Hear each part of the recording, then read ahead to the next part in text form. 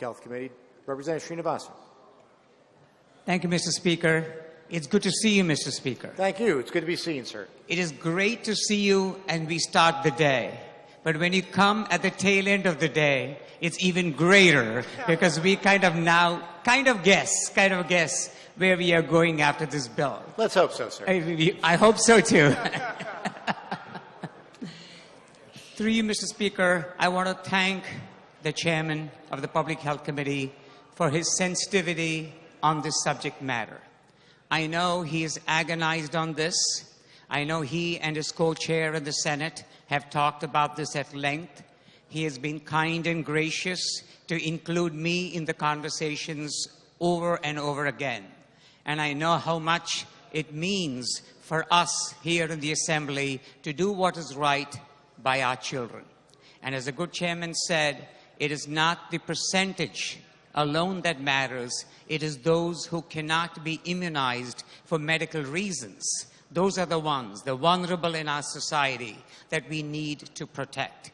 So 98 is great, but 98 for those people who have an impaired immune system is not good enough. And that is where we are addressing with this bill.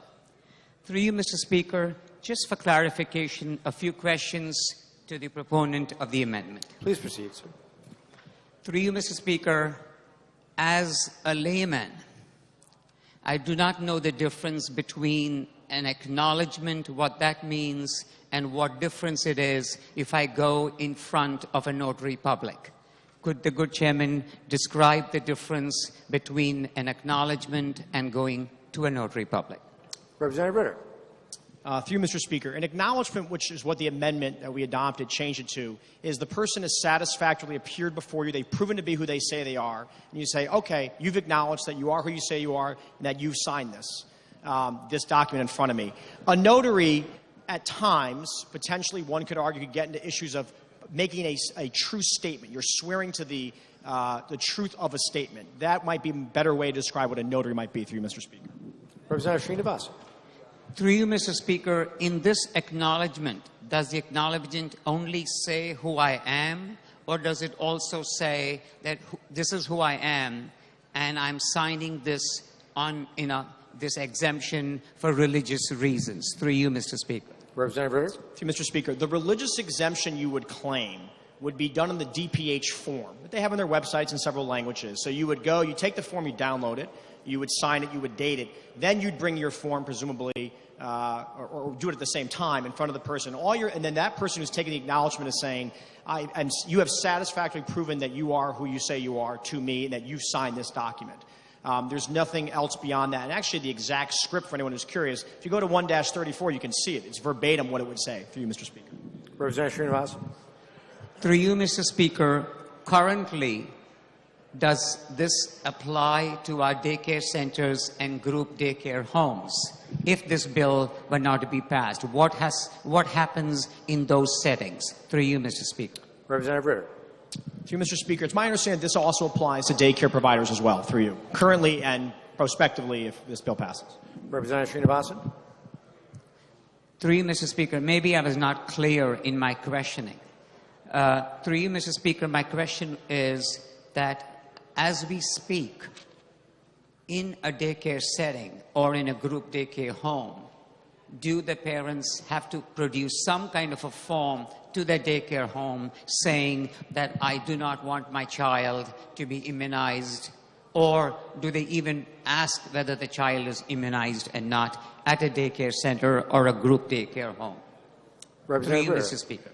Through Mr. Speaker, yes, that is correct. So currently you need to provide this form if you want the exemption to a daycare center. Through you. Representative Srinivasan. Through you, Mr. Speaker, I still am not clear, I think, in my question. As we speak now, this is not, this has obviously not been passed yet. But as we speak now, at a daycare center, if the child is not immunized, will they require to inform them that they have decided not to immunize their child? Through you, Mr. Speaker. Representative Ritter. Through Mr. Speaker, to my good ranking member, as I understand it, to attend, currently under law, to attend public school or daycare under Connecticut law, you need to be immunized based on this 10-204A and that schedule. So you have to provide the same form to the daycare center as you provide to the school, through you, Mr. Speaker. Representative Srinivasan. Thank you, Mr. Speaker, and thank you for the clarification. Through you, Mr. Speaker, when these forms are submitted to schools saying that, this many children in a particular school have decided, the families have decided not to immunize, and they have all the appropriate, paperwork to go along with that. What happens to those forms, through you, Mr. Speaker? Because this is public health, this is public policy. So is there a tracking system? Is there a system by which we know as to how many schools where children are not being immunized? Through you, Mr. Speaker. Representative Ritter.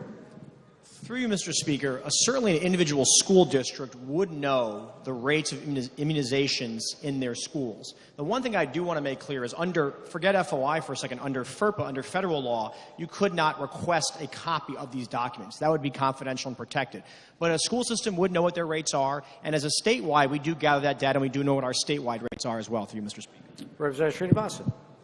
Through you, Mr. Speaker, I'm sure the good chairman and a lot of us here in the chambers have got plenty of emails, plenty of phone calls saying that, that this bill violates their First Amendment rights.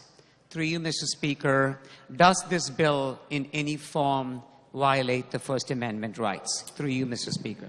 Representative Ritter. Through you, Mr. Speaker, I will say this. It does not violate anyone's First Amendment rights. And also, these cases have been litigated. Vaccination case has been litigated. The first one was in 1944. As a matter of fact, there are two states that I mentioned earlier do not allow religious exemptions. One of them was court ordered. The state of Mississippi said, nope, you can't. You can only have a medical exemption. That was not their legislature. That was their court, through you, Mr. Speaker. Representative Srinivasan. Through you, Mr. Speaker, we are well aware of herd immunity. And by that, when a good percentage, a very good percentage of the population gets a particular medical treatment, and in this case, of course, is immunity through vaccinations, others who do not get that vaccination are still protected through this concept of herd immunity. And what we are doing here is making sure that this herd immunity for our most vulnerable in our society, that group of children are protected as well, because those who claim that they cannot get it on religious grounds can still continue to do so, but they have to go through one step. And that one step, through you, Mr. Speaker, when we talk about the overall good, which is the intent of this chamber, which is the intent of the committee that I serve on as a ranking member, and along with my good chair, that we need to protect our citizens, the most vulnerable, and that is what this legislation does. Thank you, Mr. Speaker. Thank you, sir. Should remark further on the bill as amended. Representative